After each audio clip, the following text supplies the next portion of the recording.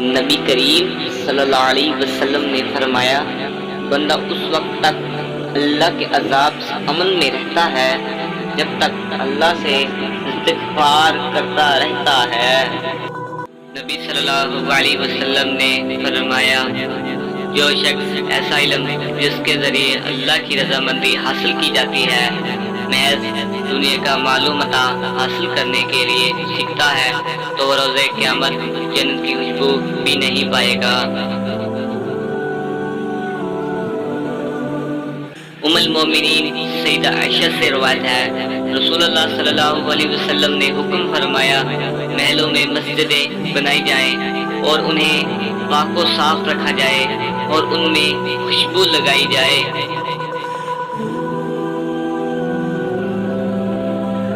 نبی صلی اللہ علیہ وسلم نے فرمایا،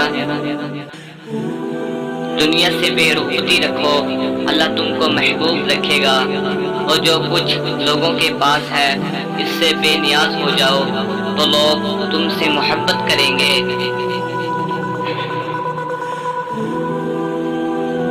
نبی صلی اللہ علیہ وسلم نے فرمایا، جو شخص اللہ کی رضا کی خاطر اس شخص سے محبت کرتا ہے تو وہ اپنے رب عز و جل کی تکریم کرتا ہے۔ رسول اللہ صلی اللہ علیہ وسلم نے فرمایا، جو مومن اپنے بھائی کو کسی مصیبت پر تسلی دیتا ہے تو اللہ تعالیٰ قیامت کے دن اسے عزت کا جوڑا پہنائے گا۔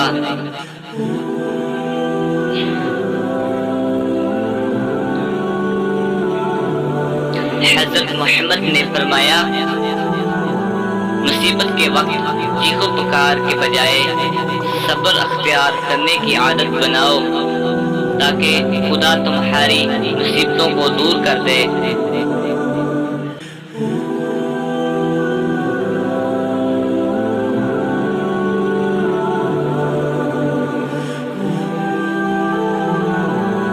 رسول اللہ صلی اللہ علیہ وسلم نے فرمایا، کامیاب ہو گیا وہ شخص جس کو اسلام کی ہدایت نصیب ہوئی۔ نبی صلی اللہ علیہ وسلم نے فرمایا، قیامت کے دن مومن کے میزان میں اچھے اخلاق سے بھاری کوئی چیز نہیں ہوگی اور اللہ بے حیا بد زبان سے نفرت کرتا ہے۔